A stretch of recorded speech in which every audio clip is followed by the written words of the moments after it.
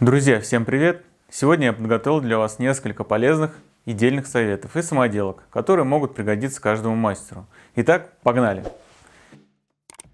И первое, о чем хотелось бы рассказать, это вот о таких лепестковых зачистных дисках. Зачищают хорошо, работать удобно, но иногда есть необходимость аккуратно ими зачистить, но не видно обрабатываемую поверхность. Например, для более точной зачистки. Либо надо постараться не задеть поверхность, которую не надо обрабатывать. Давайте попробуем исправить этот момент. Для этого с обратной стороны на диске через каждую вторую точку проводим линии.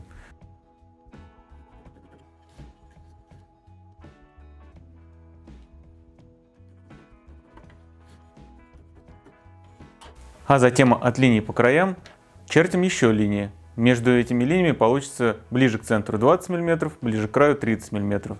Так проделаем для всех трех точек.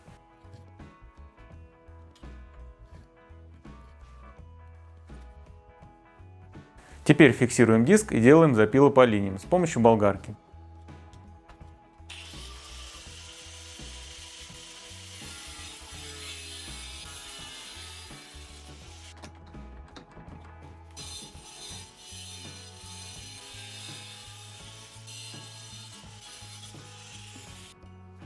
Готово. Далее пассатижами выламываем лепестки, и самоделка готова.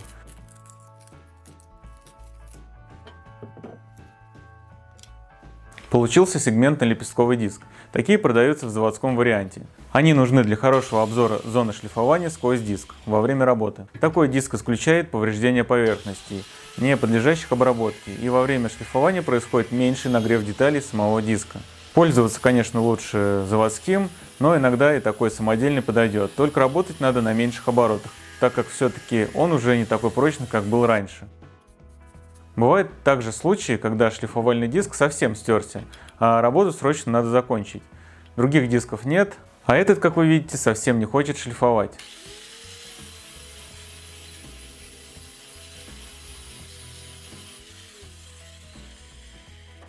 Давайте попробуем выйти из этой ситуации.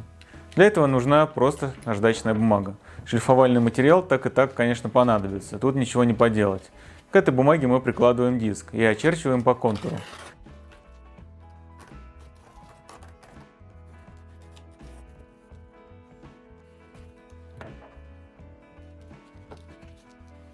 Далее вырезаем ножницами.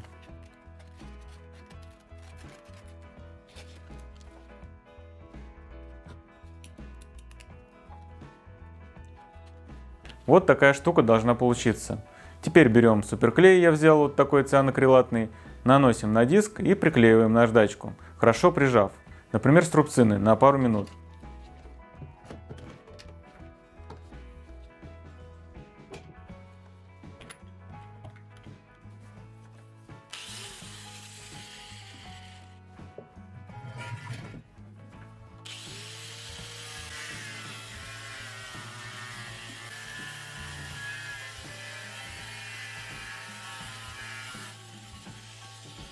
Вот и готово временное решение доделать работу. И лучше использовать наждачку на тканевой основе, а работать на меньших оборотах. Таким образом можно восстановить и некоторое время поработать зачистным диском.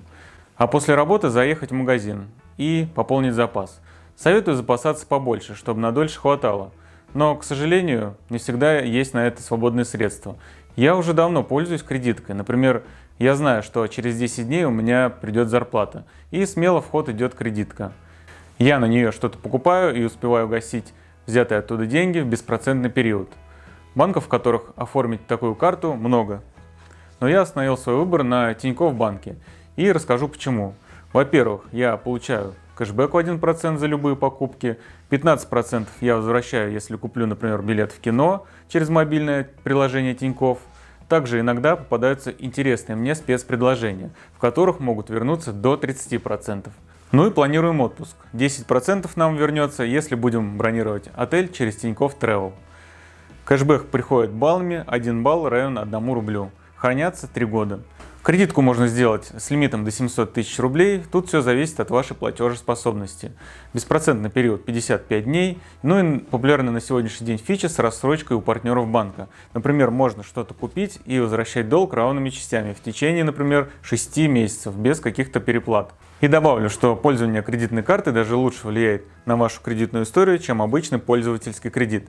Так что если планируете взять в будущем кредит побольше, например, на покупку недвижимости или машины, то можно просто иногда пользоваться картой и вовремя ее гасить, зарабатывая себе хорошую кредитную историю.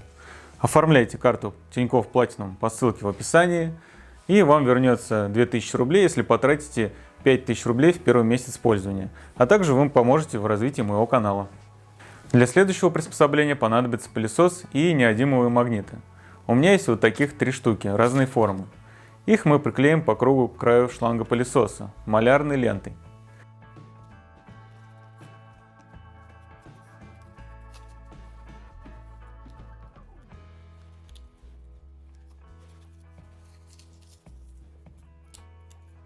Сделал несколько слоев, чтобы они никуда не упали.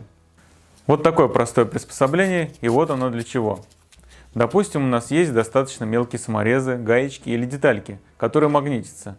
А также есть куча, например, опилок, в которых и валяются наши железки. Ну и теперь просто пылесосим все нашим самодельным магнитным приспособлением, и все, что магнитится, останется внутри трубки. Просто выключаем пылесос и достаем, что там есть.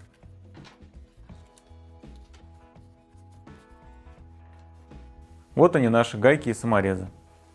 А если гаек много, то подойдет другой способ. Для него нам понадобится все тот же пылесос и вот такие трубочки для коктейлей.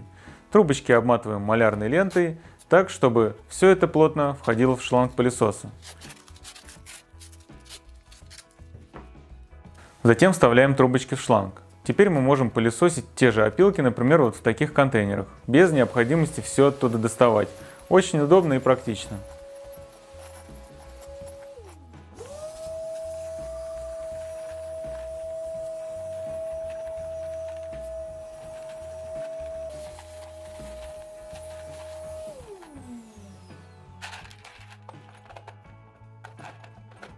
Ну и последний совет на сегодня.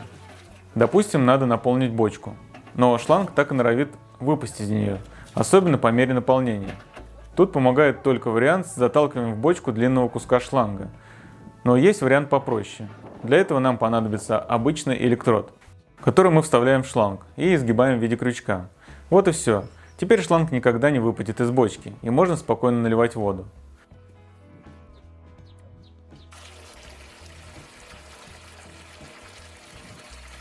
Друзья, на этом на сегодня все.